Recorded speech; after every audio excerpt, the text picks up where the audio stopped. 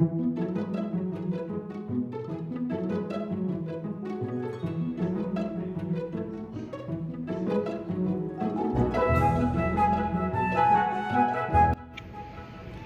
is time for a spinach and artichoke ring.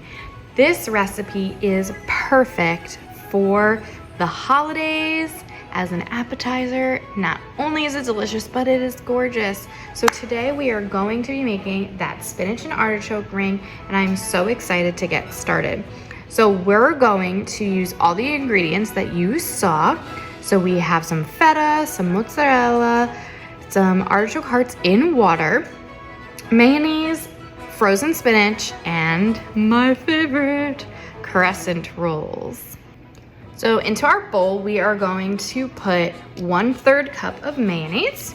I love these measure all cups. Look how that just falls right off, and then you can just do a little scrape. There's a little spinach on there because we are going to be putting spinach right in here. I just have it draining a little bit to get all of the water out.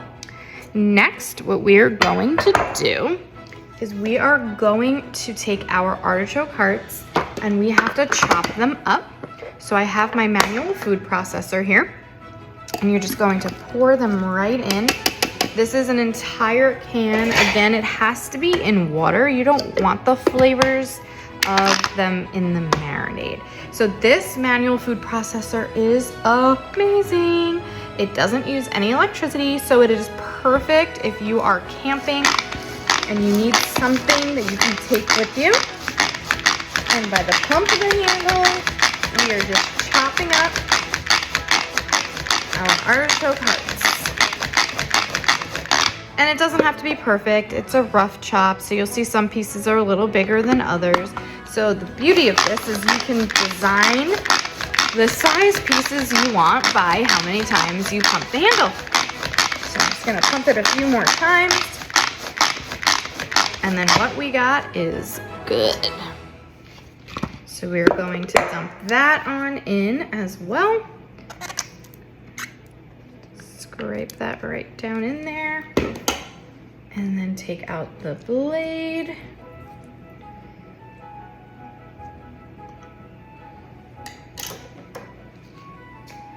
And dump it in. So we have our mayonnaise. We have artichoke hearts. And we're gonna add in the rest of our ingredients now. We're going to add in our mozzarella. It calls for 1 cup. Mozzarella.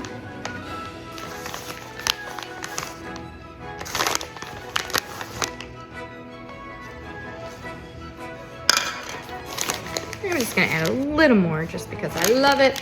And then a 1/2 cup of feta.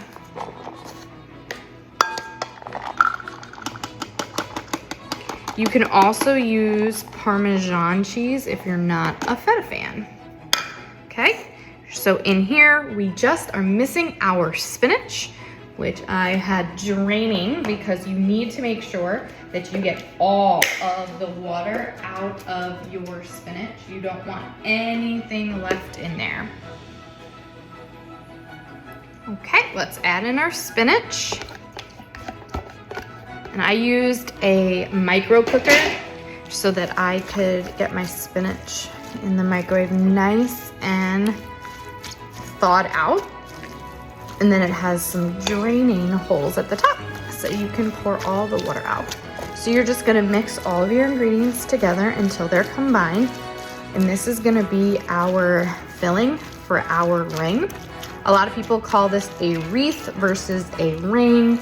You can really call it whatever you want and make whatever you want. Any filling will go in to a crescent roll ring perfectly.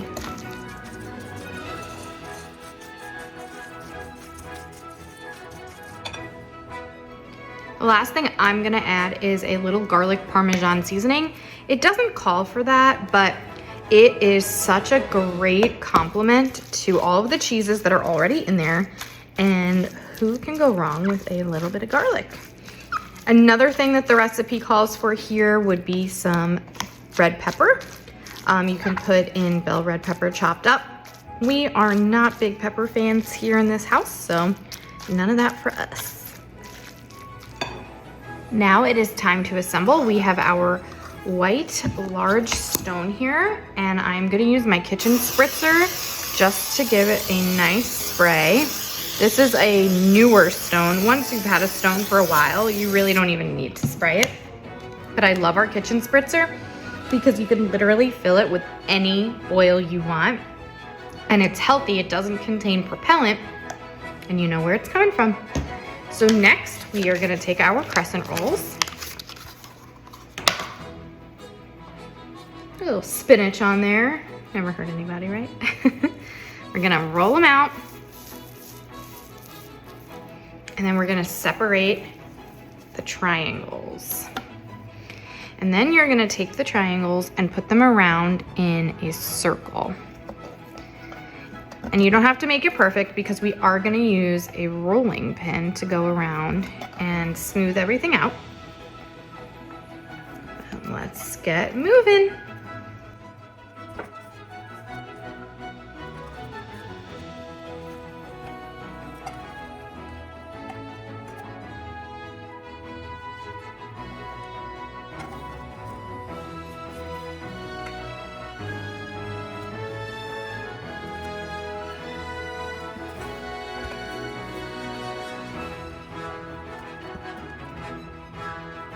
And with what you have left over, because we've basically made our ring right here, we're just gonna fill in the gaps and add a little extra. Some of these pieces were a little short.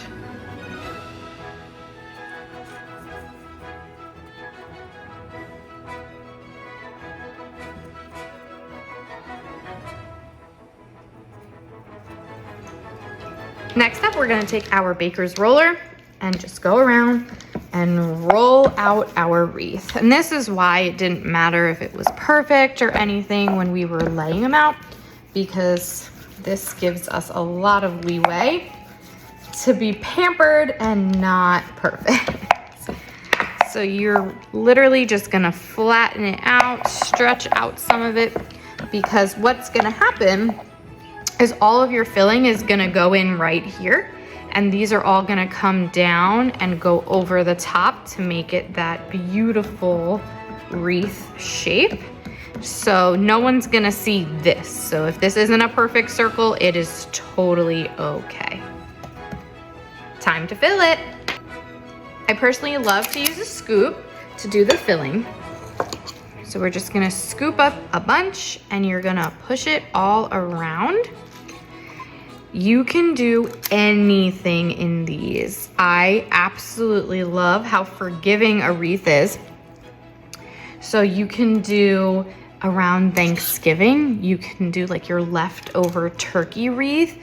It's so good. You can fill it with the turkey, cranberry sauce, and all of the other leftovers you have. Some walnuts. You can do chicken salad in this. You could do a taco ring, right? With all of those amazing taco flavors. It is so yummy.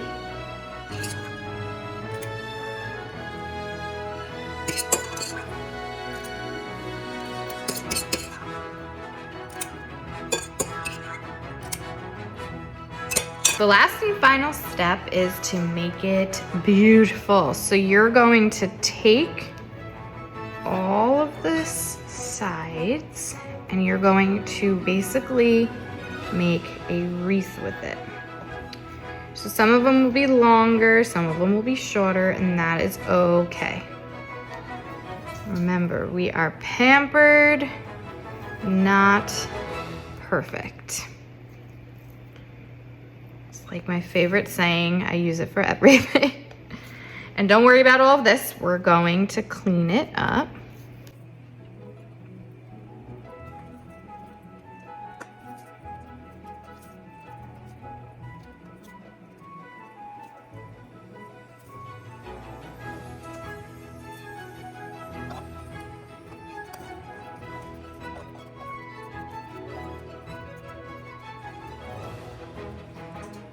Voila. Now we need 1 egg white, and that is to do an egg wash on the outside of the pastry crust so that it is beautiful and shiny, and so our Parmesan cheese sticks to it. Just that up real quick.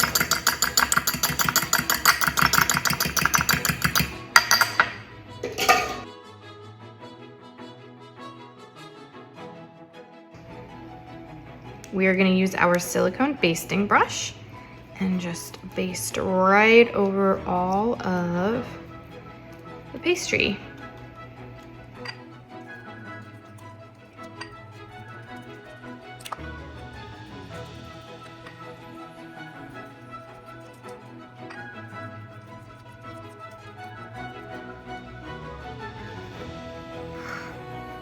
Last but not least, we are going to add our Parmesan cheese right over the top.